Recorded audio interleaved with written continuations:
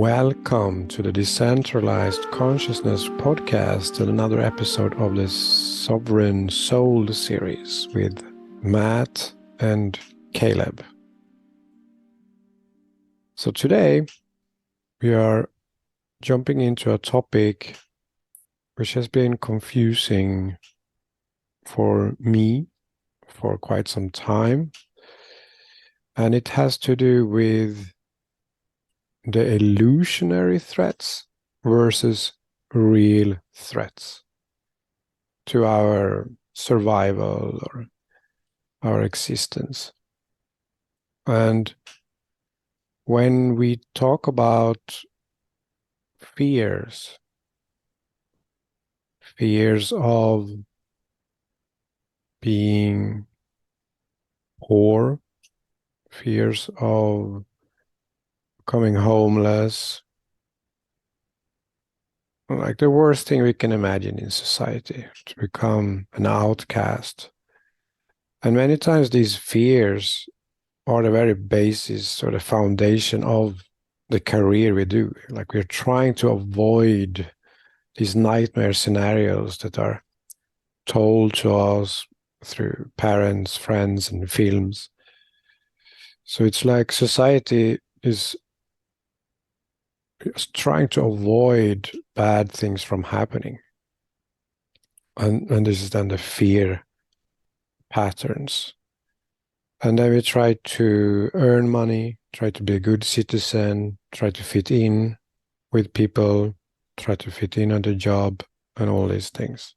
They are all fear patterns from the underlying fear that we don't want to be homeless or whatever.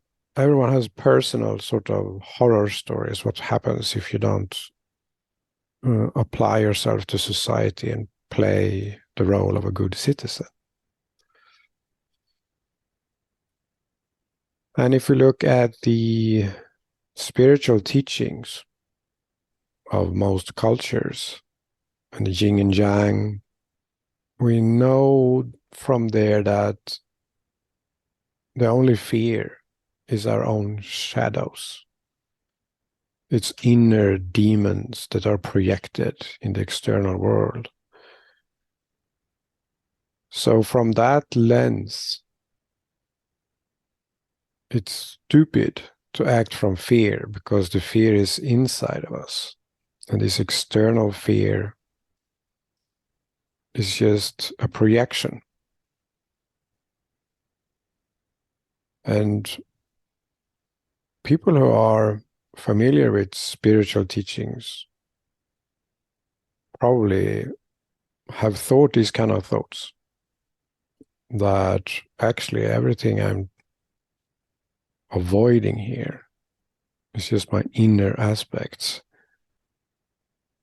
But still, it's difficult for us to just stop doing things for survival. So we are stuck in this contradiction of knowing that we are acting on projections.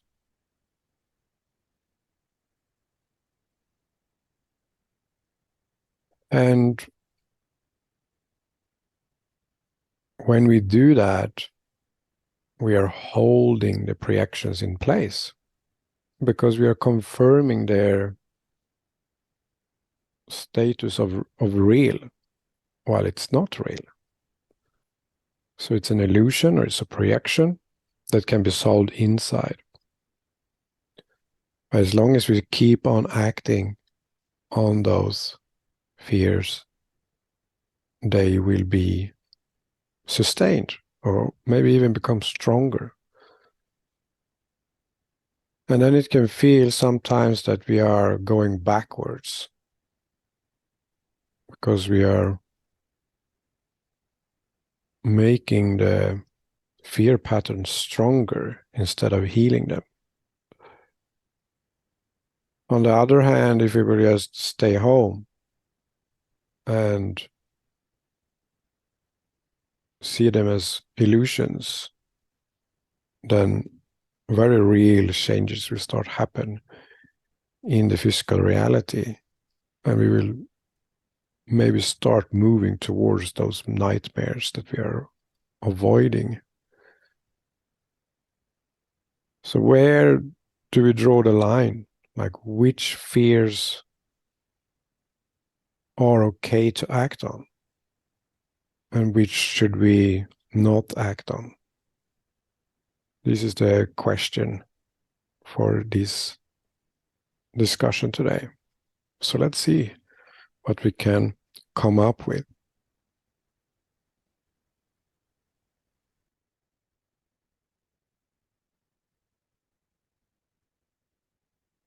Yeah, a couple things are coming to me. I think on the spiritual path, you will be shown your deep-seated fears.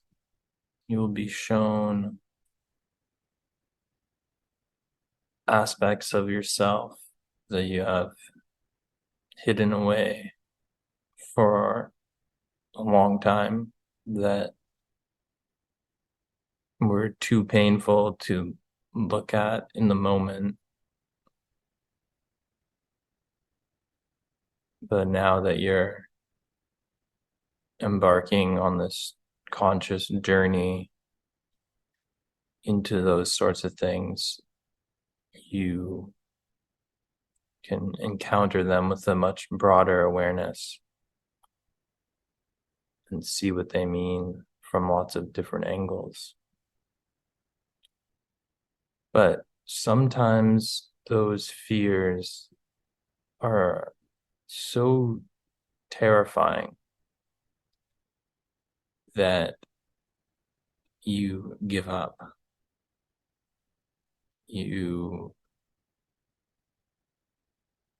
are running all of these algorithms in your rational mind to try to make sense of these fears, and none of them make sense.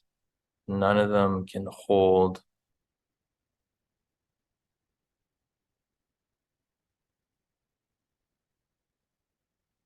those fears in a space of love. And so you give up. And then in that moment of giving up, all that is left is like a surrender to um, a higher aspect of yourself. And so fear has a way making us give up more control to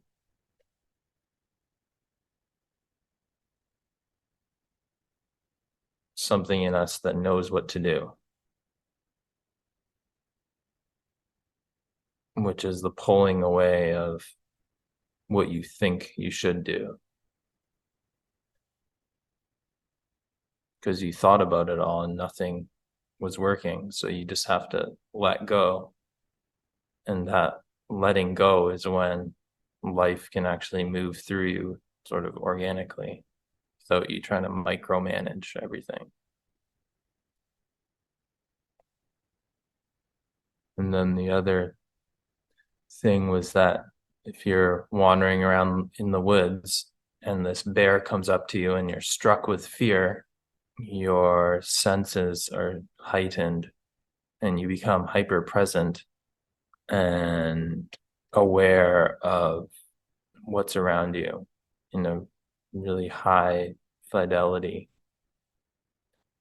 And so when these fears come up and are presented to us in the external reality, maybe just holding on to those stories of what fear is and its purpose and the things you can learn from it, that can make us welcome it more, thereby dissolving it quicker.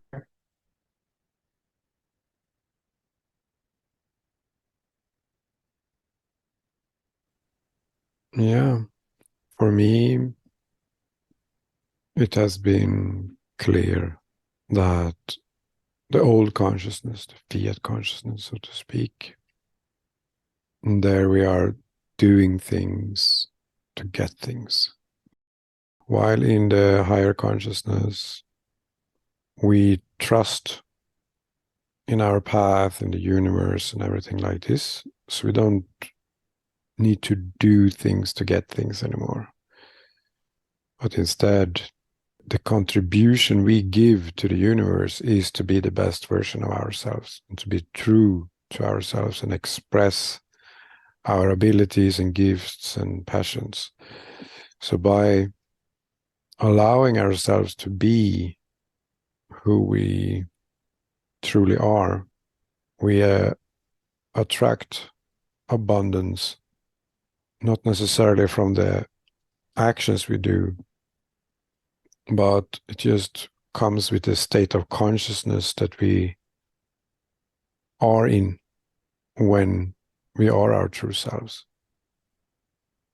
So those different settings can make it confusing for a person on the spiritual path. When we are still immersed in the fiat consciousness, there it's of course that we should do things for money.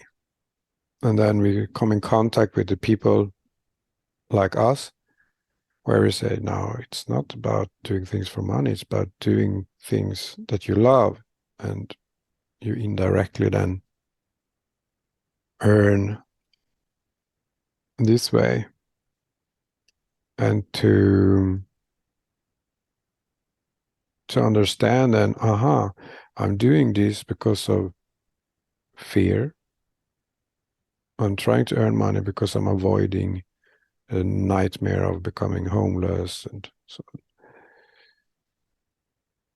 And then when do we feel ready to let go of that? Like I've said in other podcasts, I use the system of saving up in Bitcoin and then free myself from that. So I created time for myself to really establish myself in the higher consciousness. So that's one way to do it. Another way is to, like I did before, it's like you do part-time. So you're half of the time in higher consciousness, half of the time in lower consciousness. Then you're doing some things for fear. So you're holding on to some and you're amplifying them with your actions, and you notice. And you just choose that lifestyle. But what has come up for me then is this about being an anonymous person. And why am I anonymous? And again, then it's sort of fear-based. It's based on this idea that we are living in this fascist world where they are punishing, imprisoning, hurting people who speak truth. And in this case, what is reality and what is illusion? Because it does keep on happening all around. We know many examples of people that speak out and then they get punished in different ways. And then we can look at, is this because they attracted this experience? Or is it just part of the world? Or part of this time, rather? Like, how long should I stay anonymous? Like, the world has to change, or is it me that has to change? Like, does it start with me taking down my barriers, stop acting from my fears? And is that how we bring about a new world Or is it better to hide in the shadows and spread the message of higher consciousness like in a secret society?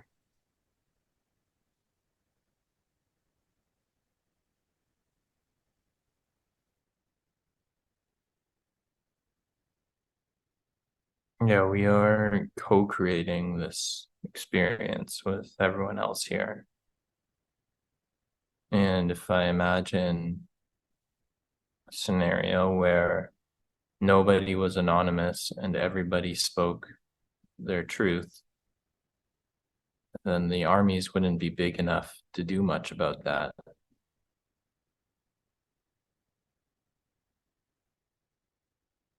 Yeah, it's like we have our individual energy bodies, and then we're within this collective energy body that we're a part of. And each time we take actions that aren't from fear, that aren't from hiding, then we shift our energy while simultaneously shifting the energy of the collective. Then there's this sort of average that is established in the group mind of the collective.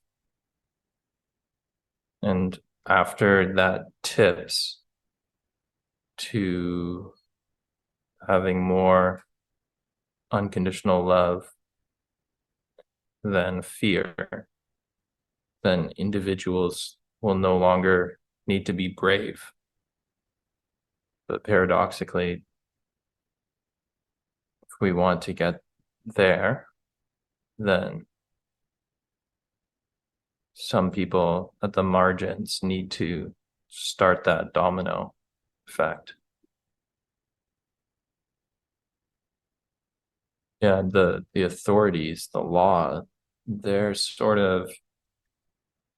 role is protecting people from letting their fears rise to the surface by silencing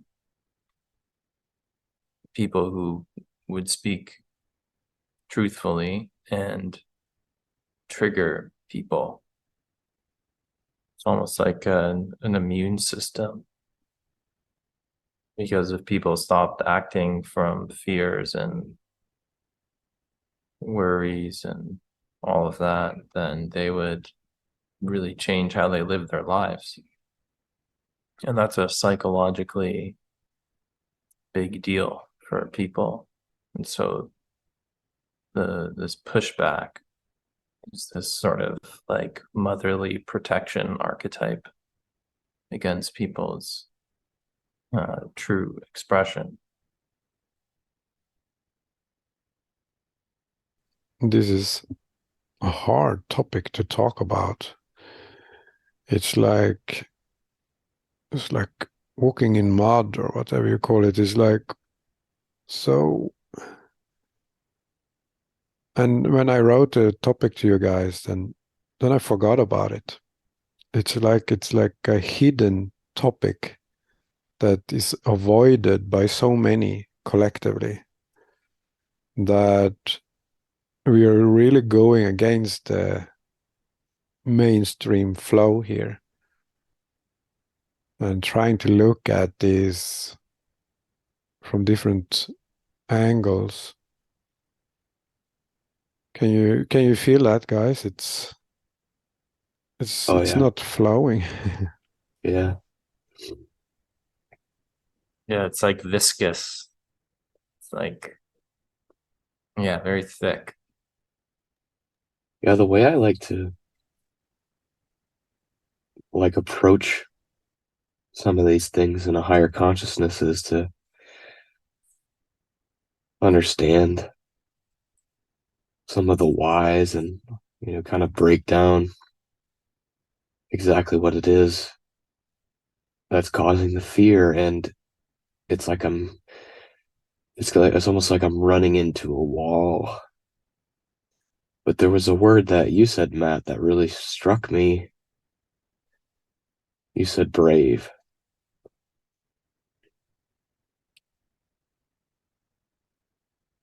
And the word brave is so interesting because to be brave essentially means that you acknowledge a fear, but despite its hold on you, you act against it. And I don't know how this led me to the next thought, but which was I get this feeling or understanding that the light and the dark are afraid of each other. The light is afraid to shine truth for fear that the dark will snuff it out. And the dark is afraid of the light for the same reason.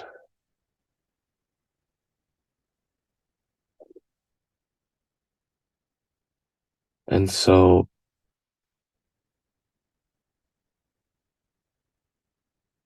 if one is to take a deliberate action to not just be themselves, but to almost build a podium by which to stand behind and say, hey, I am not only being myself, but I am standing up for truth. I'm standing up for light against the dark. Sort of like this brave mindset that there's something to be fought against. Then it's like it attracts the attention of the dark and it attracts that snuffing force.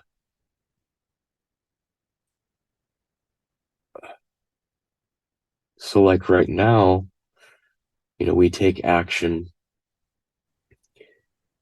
for truth, but in a anonymous way so as to not be snuffed out.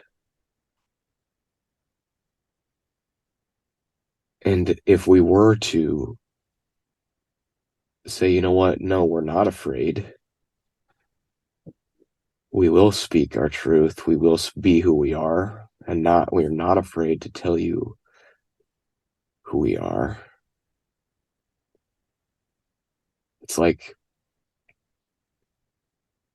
in that act alone, it's like an aggression against the dark. It's like,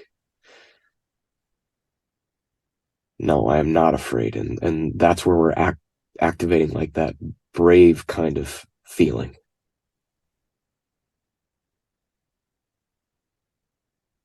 Now, yeah, it's because there's like an intention there.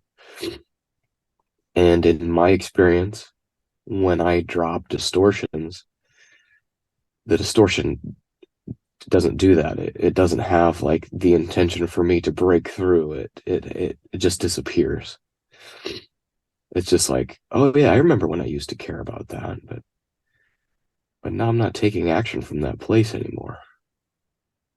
So is it like we have to reach that point where suddenly one day we're like, you know what? I just told everybody my full name and where I live, and or I just told the people in my locale about the secret identity that I've formed, but it didn't bother me because I'm not afraid anymore. I think that's probably ultimately what we're trying to find. So you mean it's it would be a natural thing when the time is right, rather than forcing something according to some beliefs. Just this like a natural falling off as part of the self-healing process, and that's not needed anymore. It's just Right. you'll feel natural. Yeah, Right. that's interesting, That would make sense. because I'm this kind of person that's like, okay, if something is right, then I better do it because I don't want to be wrong. So in before, when I was listening to Matthew, I was like, maybe now what I do, I brought up this topic. Now I maybe have to expose my whole identity because it's the right thing to do. But now, Caleb, you turn this around,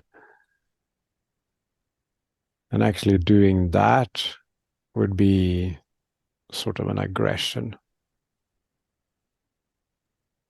instead of Right. just allowing the external reality to catch up with the higher reality.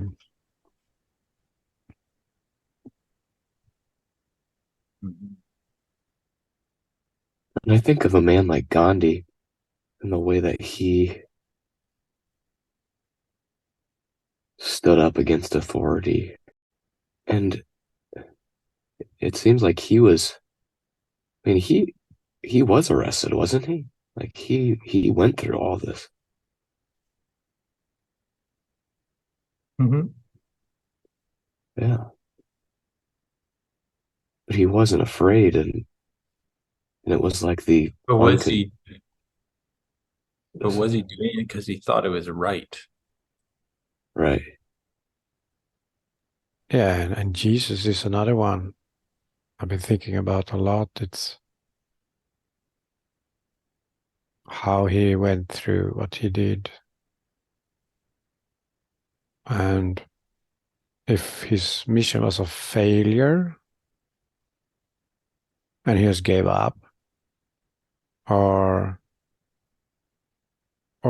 if his mission was that he was supposed to die and he just went through with it because it felt right. So we're coming into another aspect of this. It's like, should we act on things because they are right? Or should we just do what we feel is right in the moment? And it's like linear reality versus non-linear. So when we say like Gandhi, for example, if he did what he thought was right, was that according to like a linear view of the world? Or was he just going like, now I feel like doing this, and then he did it. Now I feel like doing that, improvising, right? And that's non-linear. And that's where we have that inner guidance step by step. It's not often we have inner guidance that is linear. That those are more like beliefs systems. Belief systems are linear, and inner guidance is just very fresh in each moment. Yeah, these ideas of right and wrong and being brave, like these are all ideas very anchored into duality. And it seems like the mud that we're treading through a bit here is so much of our cultural patterns are in that view of the world. And if you think about all the identities that would go away if there was no duality, I think that is part of the collective resistance as well. Like if there was no concept of bravery because there's nothing to push up against, which people still get excited about watching a hockey game. And so it's our addiction to this worldly framework. It's like we're always searching for meaning in everything. It's like whenever we lost that connection with our nodes, that sense of direction, our nodes have been sending us signals to try to find meaning in something. And that meaning continues to be almost like empty. Because this right and wrong, I think this has a lot to do with this right and wrong concept. Because literally everybody, maybe not literally everybody, but I would say probably 99% of the people of the world believe that what they are doing is right on a day-to-day basis. I get this quote from Seb Bunny. He said, everybody's just doing the best with what they know. And it's maybe an optimist view of the world, but it's like, I think that everybody's just trying to do right with what they know. Even the dark. Even on the dark side, maybe those people in the control structures believe that if we don't snuff out this light, this person that is speaking truth, that our society will collapse. If we don't maintain control of these people, we're all doomed, like the implications of not controlling those people are dark. Dark to a dark would be light, but it's like we're in the absence of understanding flow. We're trying to govern our lives by what we irrationally believe to be right and wrong.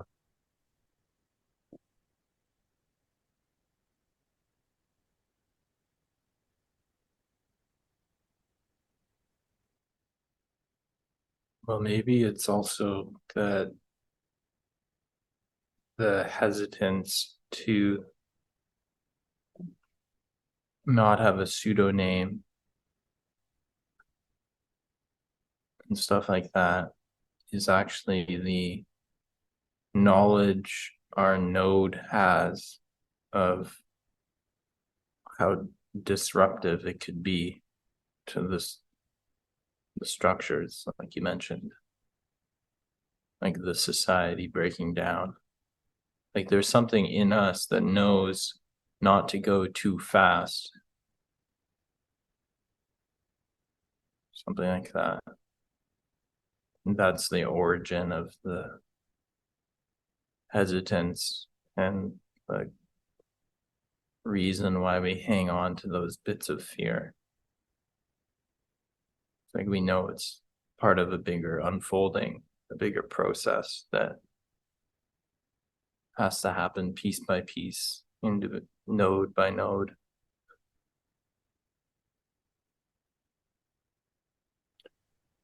I just thought of the way like an apple tree grows, for instance, it starts from a little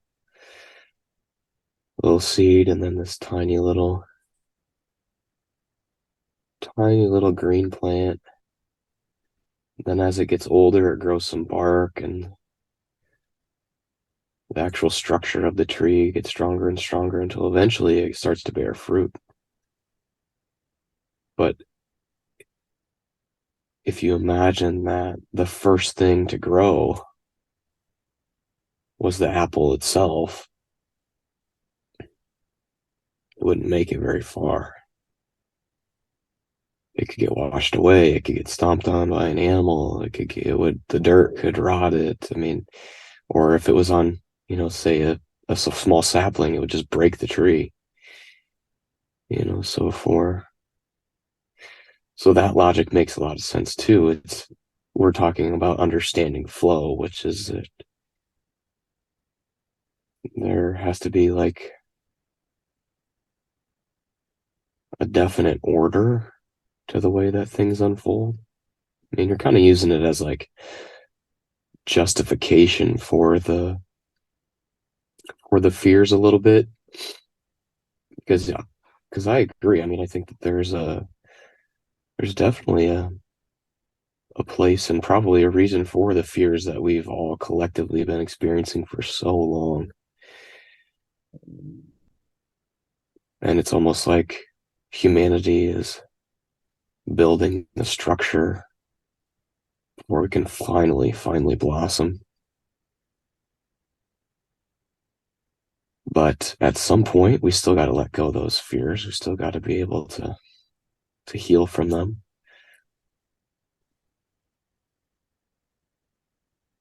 But maybe like conversations like this one are us preparing for that healing.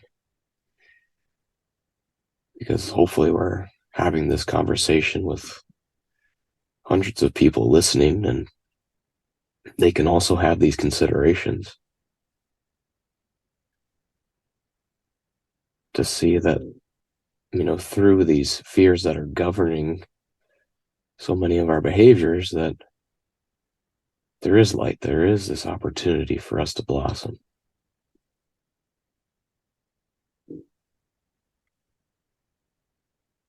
Yeah, I really like that tree metaphor.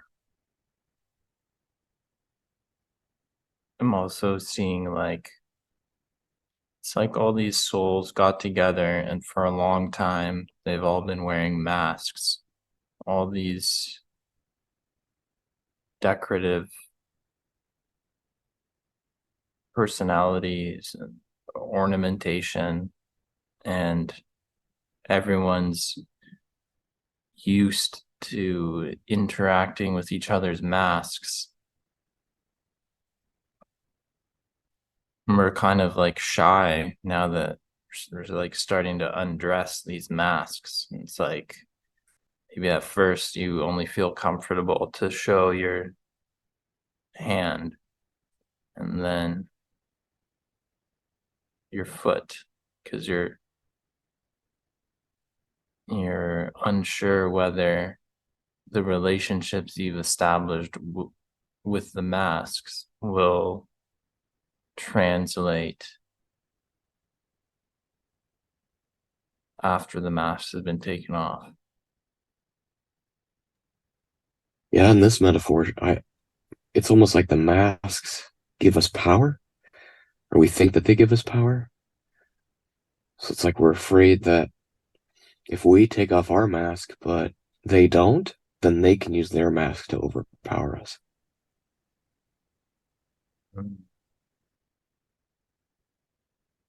Well, it's interesting about these pseudonyms because it's like you're donning a mask in order to be more yourself. That's a good point. Yeah, it's a different kind of mask. It's like in mainstream society, it's a specific format of masks that they use with face expressions, body language. We have established accepted norms then that the next generation learned. So we learn to behave according to the culture, and even like face expressions and to fit in. So those are masks made for the fiat world. And then the anonymous masks, it's like a different standard of a mask. It's like fiat standard and Bitcoin standard. So the anonymous masks have different qualities, different intentions. It doesn't try to fit into the mainstream masks. It's just creating a new kind of standard where people can create their own space, their own movements, and allow everyone to be sovereign, and they can show as much or as little of themselves as they want. They can say where they live or they don't. And it's sort of like a reaction to the fiat society. It's almost like an anti-mask, where you swap the superficialness with depth. So then what are these anti-masks protecting us from? So Satoshi Nakamoto is a good example of this. Bitcoin probably wouldn't be possible without this kind of anti-mask.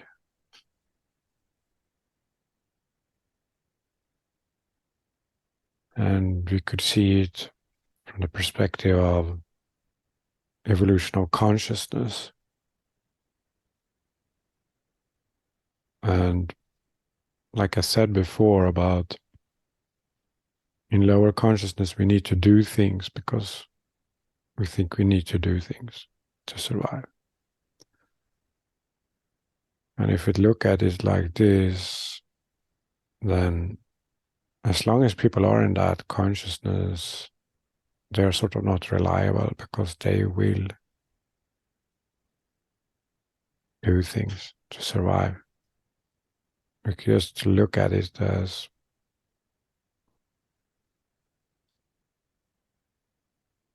animals. And then if we see the higher consciousness and where we're going,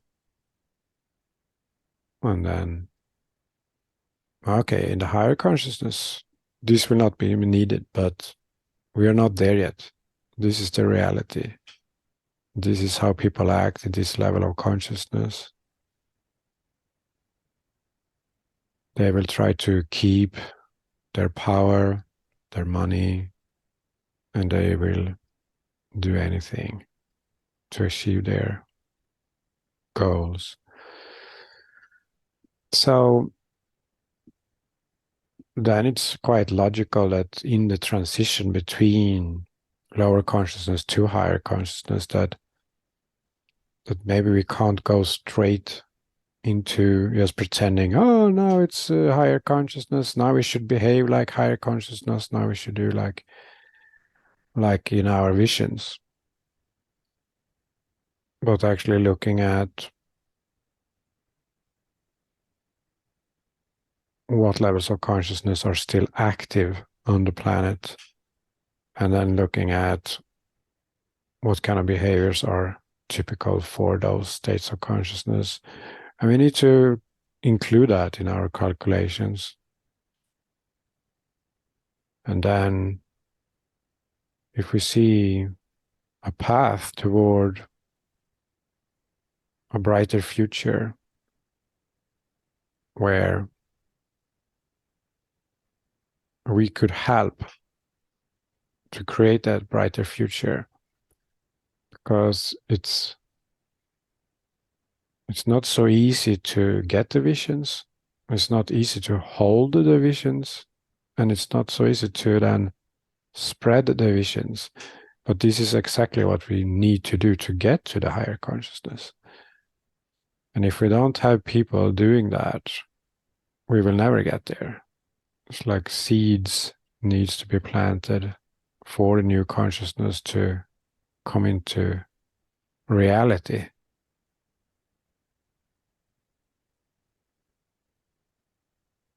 And then I think we, or our node, our highest self, or it's like a teamwork, right? With the body and the mind and the soul, intuition, everything. And it's like that higher consciousness is working through all of us, trying to coordinate its existence on this planet.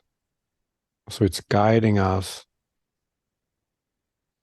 If it's so intelligent, it wouldn't guide the people bringing the message into being hospitalized or tortured or killed. That would sort of be a failure. And that's what happened to Jesus, yeah. It was just too few people at that time to help him out. And now we're at it again. So if we see this higher intelligence as a supercomputer, it's just sending signals through each and every one of us. First to wake up and then to realize some things, change our life around, and then start helping to bring about a world of joy, adventure, love, instead of the stuff that has been going on here for so long.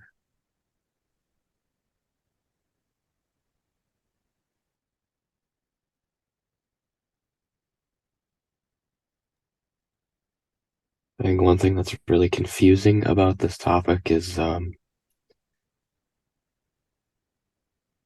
fear of fear itself. Because I've almost feel like I've grown accustomed to almost consider all of my fears as illegitimate. And that either I need to be brave, so it's like this forceful pushback against fear. So I either need to do that, or I have to heal it. And I have to heal that specific fear right now. And I don't think it's like that. Fear's just like any other emotion that we have. We have become so accustomed to most of our lives being dominated by fear that we've really grown to really, really dislike it. Especially people who are on this journey. They can just see all of the fear in the world and just be so fed up with it and just be like, I can't believe, you can just see people walking around and doing so much of what they do out of fear, and just like, wish we didn't have any of it, but still there is a use for it. Maybe we're running into that use finally as a mechanism for healing and understanding what is next to be healed. To not be afraid of the fear, but to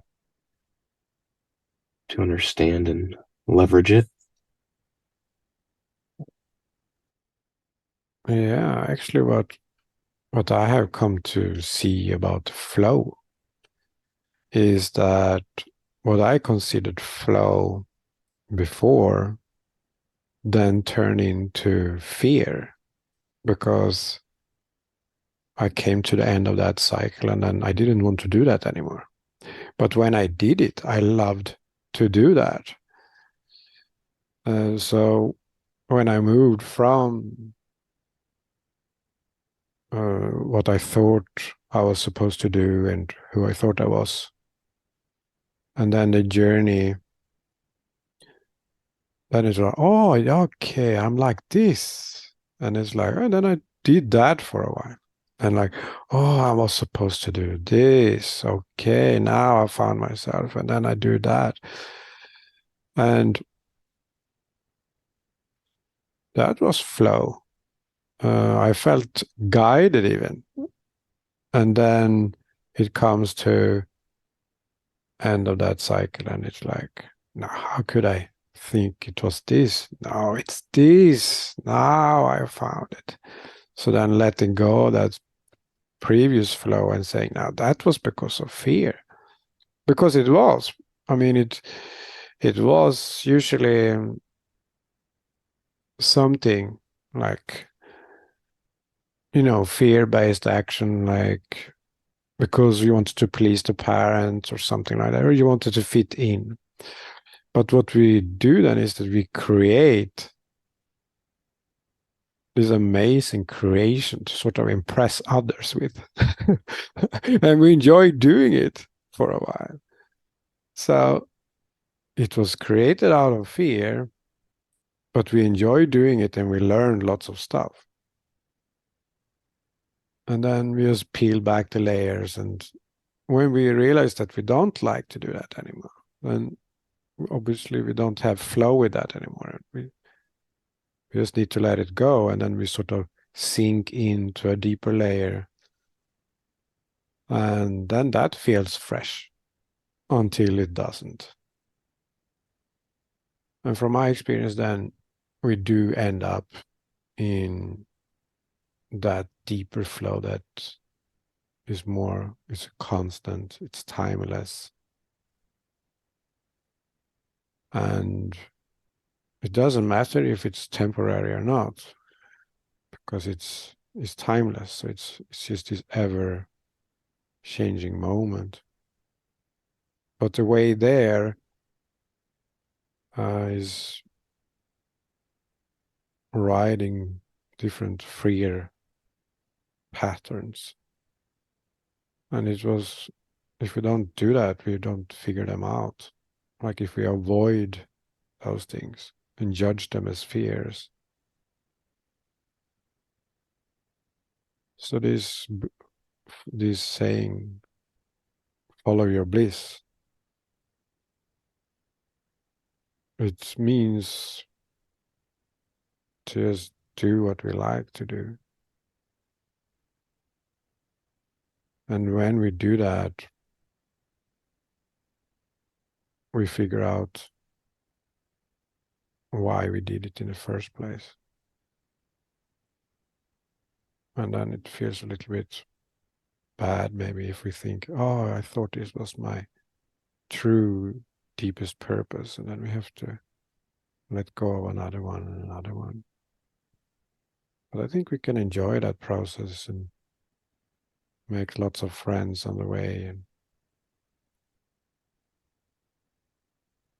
And it's really nothing that is a mistake. We can't make mistakes because it's just gaining more experiences. So it's like, okay, I would like to have a life on that planet. And maybe it was traumatic. But we can heal that. We can sort it out. It's just experiences. There's no mistakes.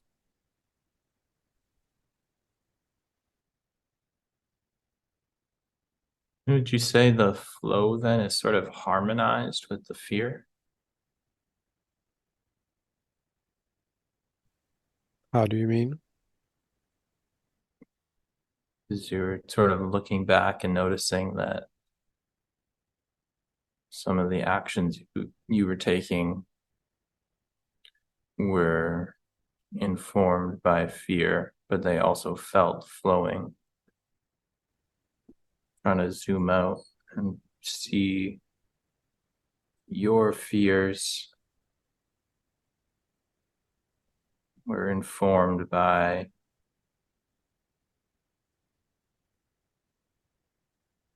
this planet at this time and your experience in other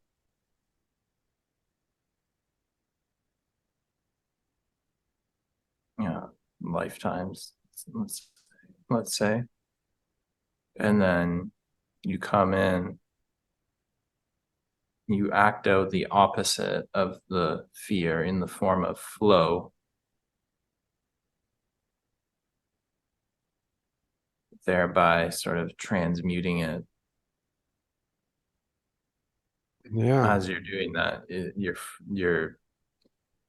the frequencies are transforming in you, but also everywhere else,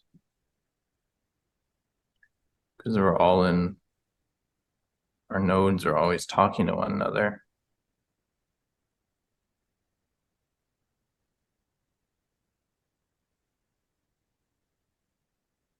Yeah, I have come to see the beauty of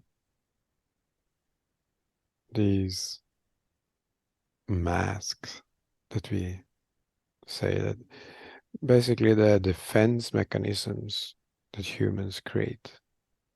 Like, I used to think they were a pain in the neck, but now I see them as brilliant, creative manifestations. For me, it's amazing that we are able to create behaviors like that, because it's not easy, because I try to create them consciously, and that's not easy. So I'm sort of trying to learn from myself. So I was in that tricky situation, and then somehow I magically created a defensive strategy, and with face expressions, with words, with concepts, to fit into that environment and to get those jobs and so on. And it's like, wow, how did I do that? But this is like manifestation power, like really advanced from my current perspective. Imagine using that for good, right? Now, this was defensive, so we sort of just block each other, block ourselves, and we make more problems in the end. But in higher consciousness, we will be able to use those abilities to express and to expand ourselves. And what you're talking about, Matthew, there, it's like when we are in the accumulation phase of defense mechanisms and survivor strategies, then we're just building, and we're coming further and further away from our true self. And we just become this superficial version. We forgot who we are. But when we turn that around, it's like rewinding everything. And we can then enjoy those things.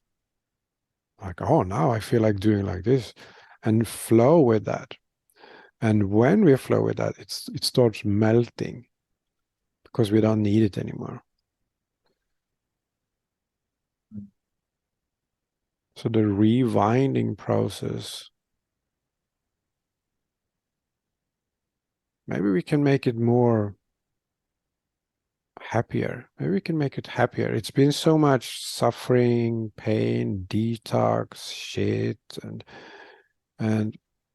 maybe when more and more people come deeper into this, it really just, we will be able to enjoy that process more and not feel bad about playing out old patterns, but just see it as a natural part of the unfolding. And it's just some ideas I got right now. Like the detox process, it has this sort of heaviness over it, and like it's tough, it's difficult, it's something you have to do to be free. And maybe it's really similar to, you have to work hard to earn money, that kind of limiting beliefs, and that we are creating new light models for the healing process. So for every person that goes through detox, it maybe will be easier and easier and more fun. And it's just this turning the corner, like going from defending all our strategies and living in fear completely, and then waking up for something, and then now I should get on this next process. Luckily, all of these guys have done it already, and they say I can enjoy it. So then it's like, yeah, first you just do what you like, and don't worry about the things that you had been worried about.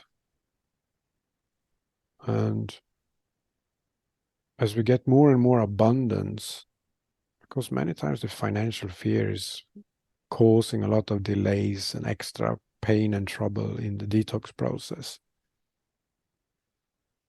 So as Bitcoin comes on the scene,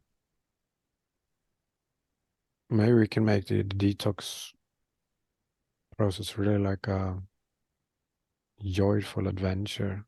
We're just like revisiting all the defense mechanisms and the things we did to be popular and so on. Right. And seeing them for the genius that they are. I mean, these things, they were created so naturally on basically subconscious desires, and most of which were the subconscious desire for love and acceptance, which is really love in the end, at the end of the day. Yeah, really resonate with that idea. Yeah, I had to accumulate the skill set of masks in the fear zone to tap into why it had to be with fear to develop those masks, and then to use that toolkit to bring into the higher consciousness. And the difference in higher consciousness is that we don't do it to get something. That's maybe it was easier to create it from this kind of need, lack. We just had to do it. So we just found the resources within ourselves to just do it. And in higher consciousness, we come from this place of neutrality where everything is perfect already the way it is. So we don't have that motivation or the need because we are neutral. But then it's something else that steps in.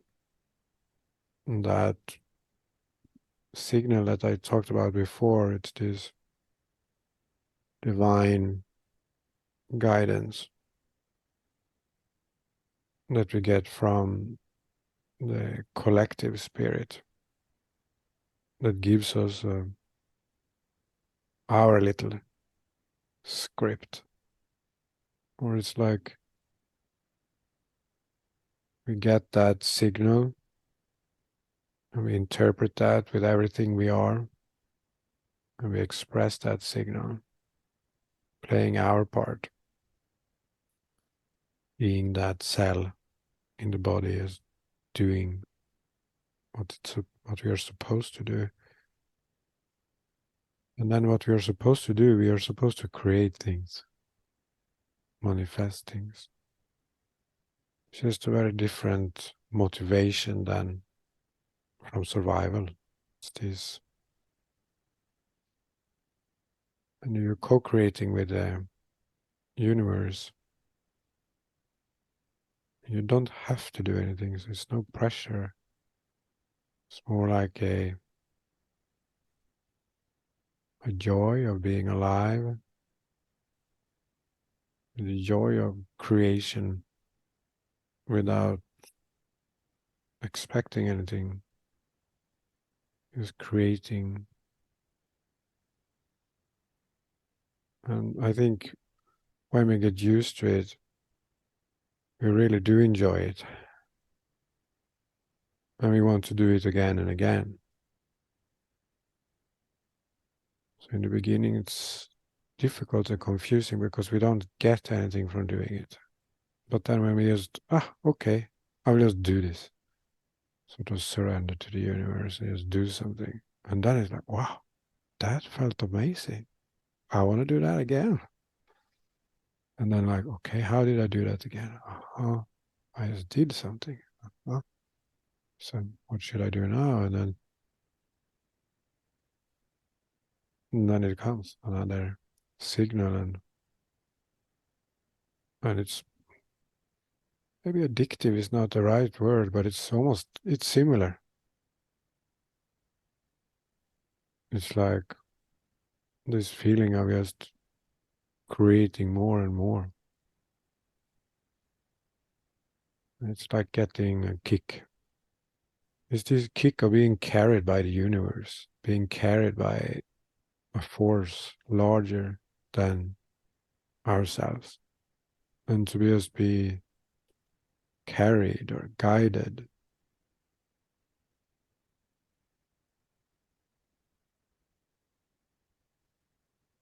And then sometimes we drop it, forget it.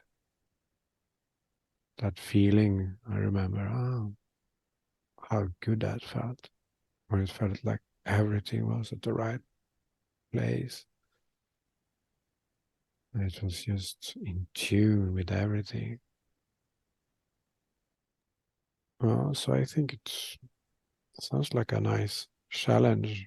I mean, why not enjoy all parts of creation? Because I know that we enjoyed the destruction, when we create lots of lives and we were greedy, and so that's the expansion. And then when we have to pay for all of that, when we have to consolidate all those experiences, this is usually considered a painful experience. When we have to go through life and memory and like, oh, why did I do that? And heal all those mistakes, so to speak, that we did everywhere across the creation. And we're bringing it all home, becoming whole again. And maybe we need a new story for that part, the detox part, the consolidation. And why not enjoy both? Yeah. Yeah. Celebrate, just like we're celebrating spring and we celebrate autumn, but they are opposite, but they are all part of the same thing.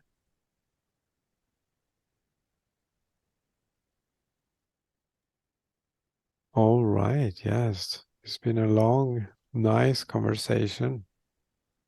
Very interesting.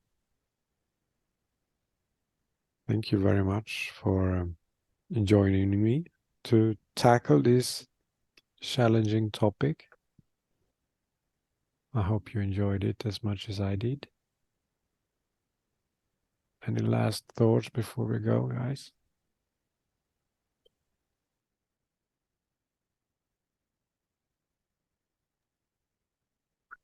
Nothing for me. Thank you very much. I enjoyed going through the sludge of this topic for sure.